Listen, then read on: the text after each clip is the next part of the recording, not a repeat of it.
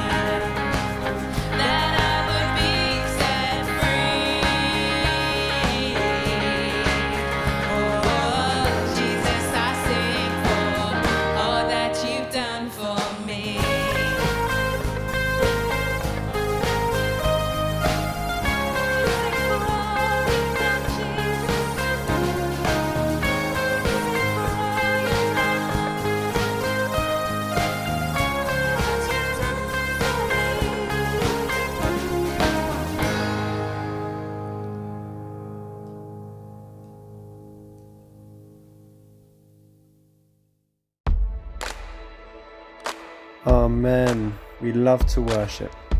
Now we're going to spend some time looking at the Bible and wrestling with what it means for the big questions of our day.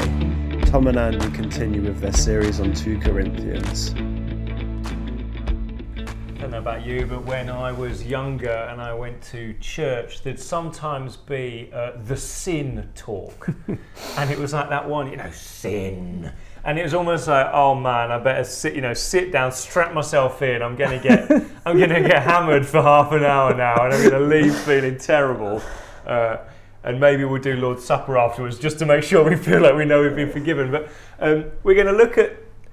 I don't think that's quite how sin is talked about by Paul. And there's this incredible verse in 2 Corinthians, which we want to talk about today, which says, God made him who knew no sin to be sin for us.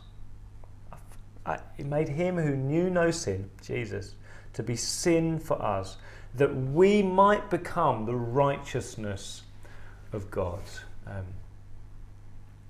Incredible. It puts this sin talk in a different framing, I guess, and that's what we want to look at today. So I guess to start with, it's probably sensible to acknowledge, I don't know if you agree with this, but the language of sin has really been removed from the landscape of our lives.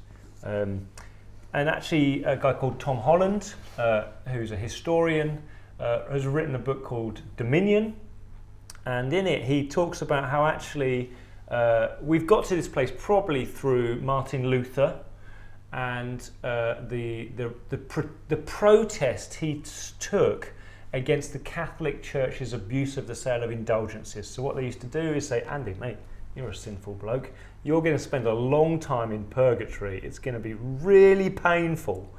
What you can do is you can buy off me an indulgence. And what this is like a note from God himself to say, or maybe from the devil, I'm not sure, but one of those two. And this note gets you off a bit of time in purgatory.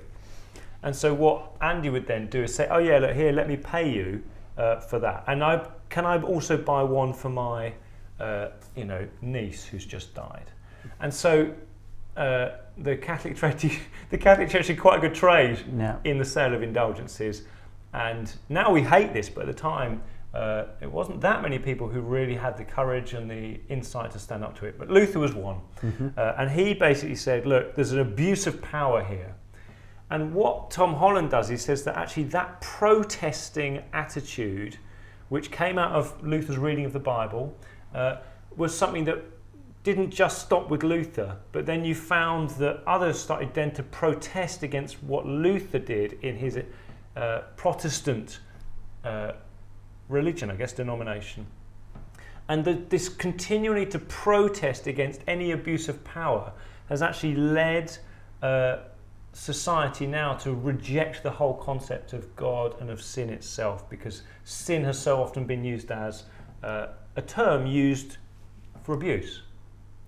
So you now would have people say, well, you shouldn't say somebody they're a sinner. We remove from the idea of people that actually they are sinners, they are inherently sinful, they've done things that are sinfully wrong. Yeah.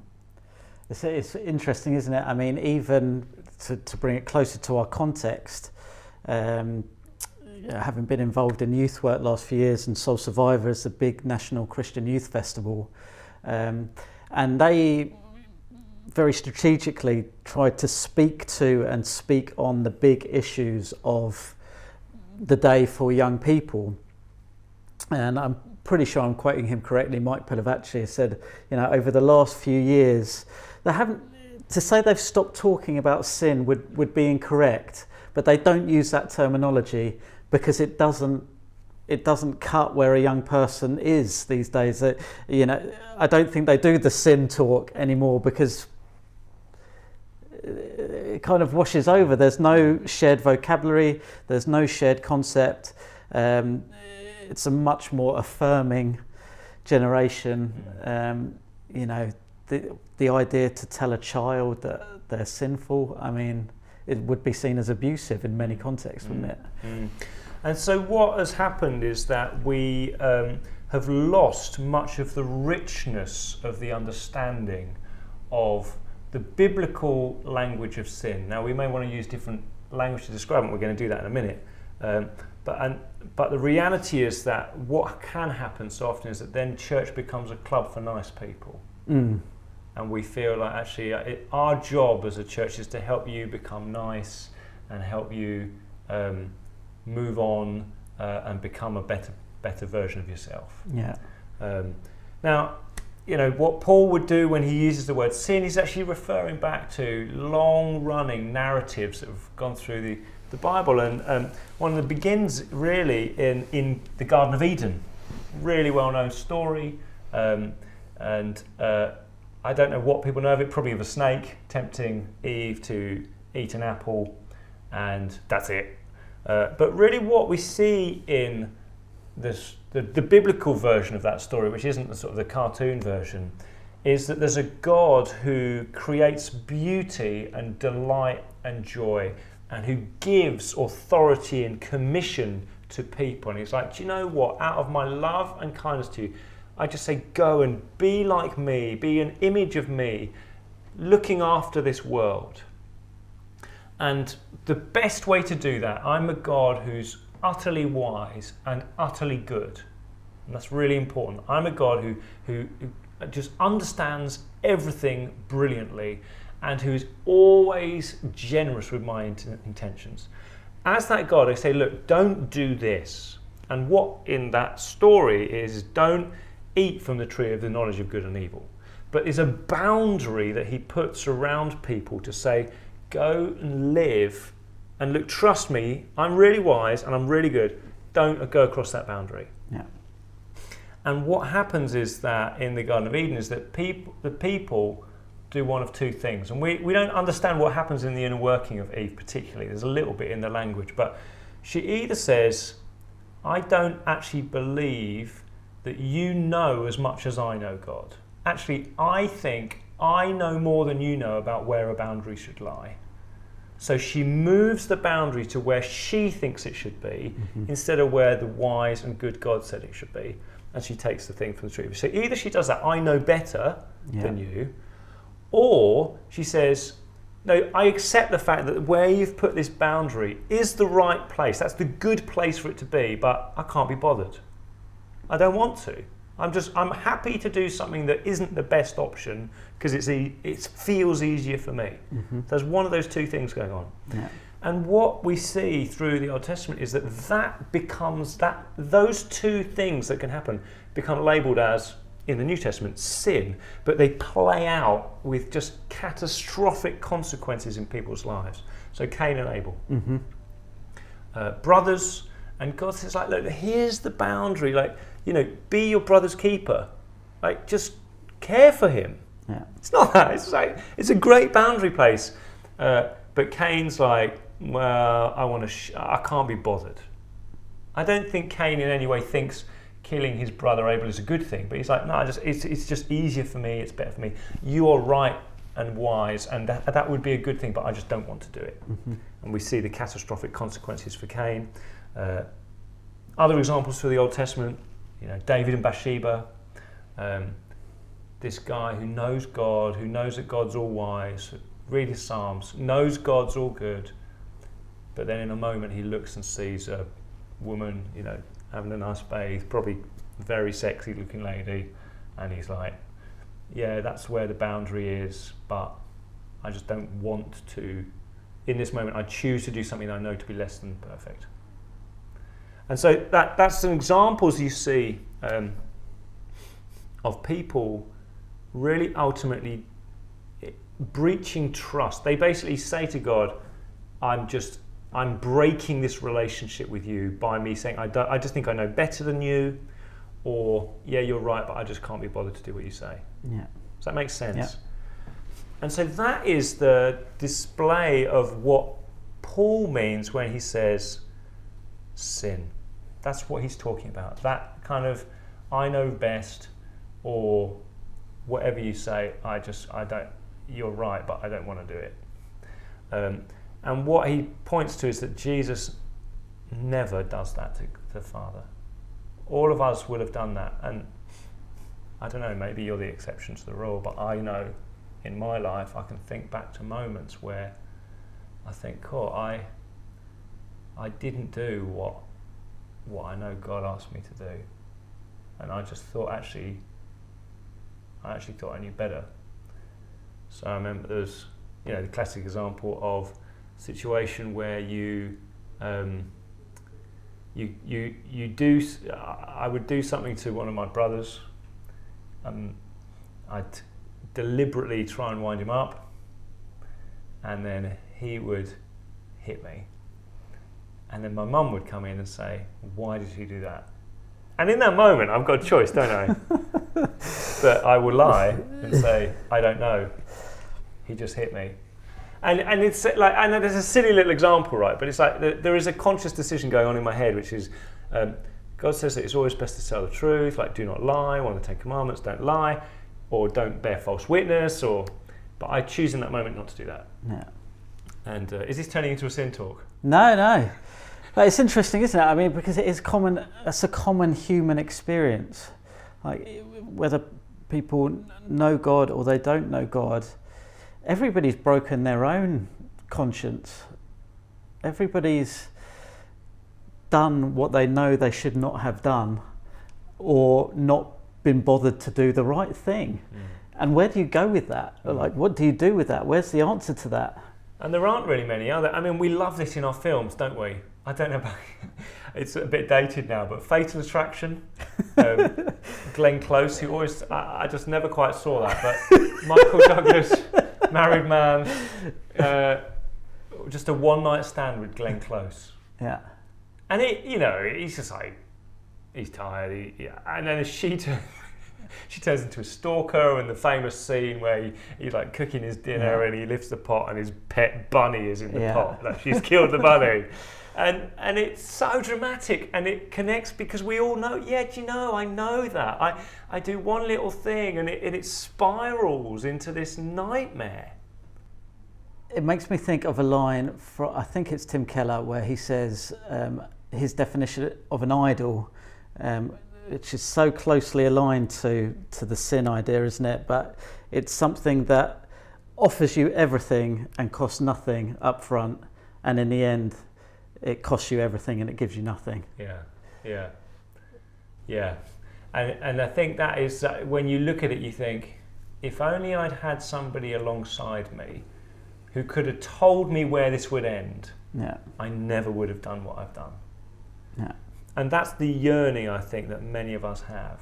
If I just wish, I think back to when I crashed my car one time, and I just went, and it's silly, but I, drove, and I just wish somebody had told me just when I was about to pull out from that junction, like, just don't do it. You want to go back. You just wish there's been somebody there, and then that led to that, and then that led to all this chaos. And it wasn't, in the end, it wasn't the worst thing. People have, I've done way worse, experienced way worse. But it's that moment you wish you could go back. Yeah. And that desire that we have, Paul would say, that's a yearning to return to Eden, to turn to the time where you have a God who stands so close to you that in every moment he's saying, look, do this, don't do this, do that. Here's the best choice. Here's a boundary. Don't cross the boundary. Yeah. And what he says is Jesus was somebody who got everything right in every moment. He just never got it wrong. And it almost, him doing that, he says, basically gives you the option, if you come to Jesus, to actually swap what he's done with what you've done. It's quite a crazy thing, isn't it, really? I was thinking about some people I know who are involved with English school, and we've occasionally had ladies who, or men in fact, who in another nation have thought they want to get to the UK. And somebody will say to them, look, I can do this for you. If you pay me X £1,000, I'll arrange for you to be smuggled into the UK. And so they give the person that money and they arrive in the UK. But when they arrive in the UK, then the person, the cousin or whatever it is they're meant to be meeting, says, oh, you need to pay me back now, instantly, what this thousands of pounds that you've paid. And the way you can do that is you work for me until that moment. And so they say, okay, I'll work for you. And then they begin to work for them, and then they find out that each month they're getting charged interest on the loan, and the interest that they get charged on the loan is so high, and the wage that they get paid is so low that they get trapped in this almost slavery, modern day slavery. And then they may well get told, as some of the girls that we've met have been told, the way you can earn extra money to pay off the debt sooner is to move into prostitution, and I can arrange for these clients. And so you get this person who's taken an opportunity to something that promised them everything, to move to the UK, just this amount of money, and then they sat there in a little hovel above a shop, and then their next client's knocking at the door, and just the depth of woe in that moment. And it's almost like in that place, this person walks in past the people trafficker, and the people trafficker has not got a single hold over this guy. He doesn't owe him any money. He can't manipulate him. He can't do anything to him. He just walks past him, pushes the client out of the way, opens the door, and says, "Do you want to come with me?" And the guy's like, the people trafficker's like, "No, you can't do that. You can't do that. Like, you can't. She owes me all this money." And that guy says, "No, you go." And he goes and sits in and says, "I'll pay off the debt." And it's just it's just wrong, isn't it? It's just wrong that Jesus would do that. But that's what Jesus offers you. If you feel like that, if you feel like, how did I get to this place? And that's the reality of what he offers. But more than that, the second half of the sentence is then Paul said, like, as you leave that hovel and walk down those stairs and leave behind that people trafficker, he's no longer present in your life. What do you do then? And he says, Jesus has done this that you might become the righteousness of God, which, again, religious language, but it means you can now live that life where the person's always next to you saying, "Hey, do this, do that. Like, here's the boundaries. Live this way." You can actually become somebody who can live a life that is just an expression of goodness and of hope and of the reality and the promise of God. You can be like that one in Eden who does all the stuff well across all your life. Amazing. I mean, it's as you say, it's the biblical. It's frustrating that the word sin has become caricatured, because the biblical depiction of sin is so rich and it captures the human experience. I mean, it talks about it in many different aspects. We've touched on at least two, but one would be an indebtedness. Like, I, through my choices, have become indebted to somebody I really don't want to, I don't want to be in debt to. And that is one aspect to it. And I think that does resonate in our culture. A lot of us have experienced debt and that feeling of, I will never be able to get out from under this unless I have outside rescue. And this is a horrible position to be in. And we understand that in the financial aspect, but I think it also resonates in the spiritual, in the moral aspect of, I've done things that I should not have done. How can I get myself out from under this? That's one aspect. And then another aspect we've talked about is the relational break. It's like, I have wronged somebody that I was in a love relationship with. How can I ever see this relationship repaired and restored? And again, that's common to the human experience. And that's also what the Bible talks about in terms of sin. There's an indebtedness, there's a broken relationship, and Paul, the New Testament, God himself is proclaiming, I will pay your debt and I will restore your relationship. So I wonder if some of us want to get that again. I mean, these things can be concepts that sound lovely. They can be stories even of other people's lives. But the reality is that God isn't so interested in that. What he wants is your life. He wants you. He wants you to be free from the debt, any debt, all debt on your heart, all emotional baggage. He wants you to be free from that. He wants to restore you to fullness of relationship and walking in his ways. And so that's why we make these things. It's our meager efforts, and I find that's quite interesting, but you might not. But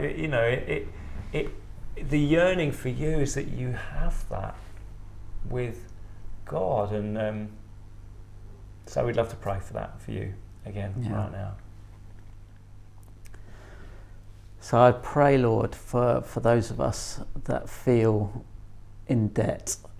I do pray for any of us in financial difficulty at the moment, and Lord, I pray that you would lead us and guide us.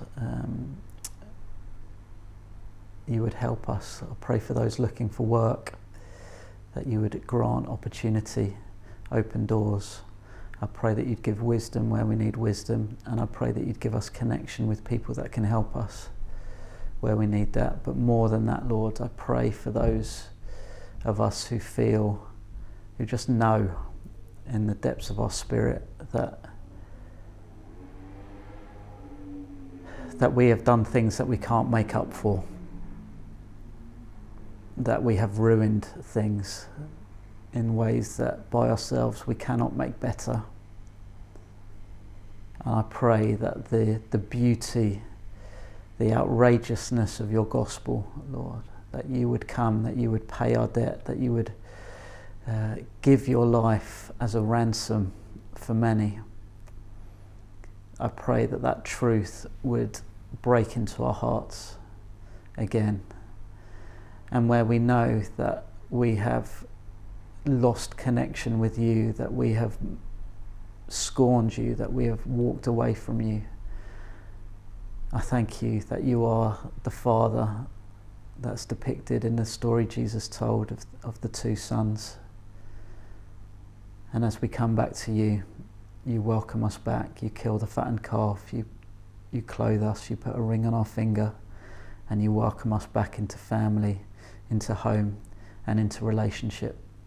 And I pray that every single person that watches this would know that in the depths of their being.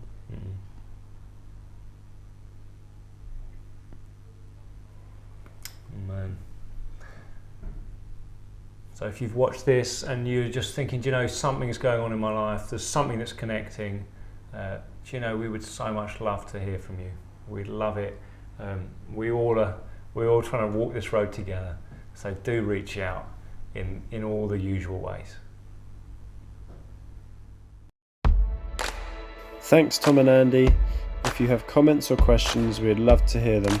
Just leave in the comment section on whichever platform you're listening on, or email us at hello@croydonvineyard.org.uk. We'll be back next week with another episode of CV Online. In the meantime, be blessed. Hey now, we're only at the start of what he's doing here.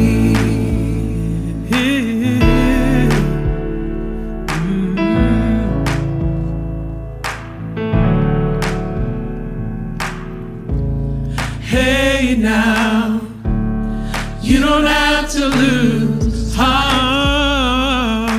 Oh yeah.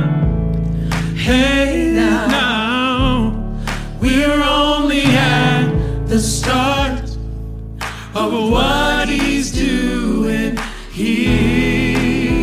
He's here. So let us put our trust in the one who carries us, so we can let go of every disappointment. Let us cling to love, to the hope